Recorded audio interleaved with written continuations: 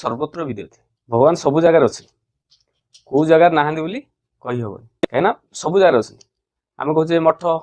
मंदिर गिरिजा मस्जिद सब जगार ही भगवान अच्छा समस्त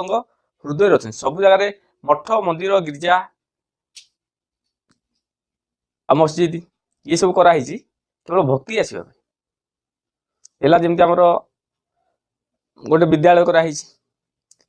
पिला माने पाठ पढ़ाई गोटे निर्दिष्ट कराई ये केवल विद्या दान करा तेणु आम मठ मंदिर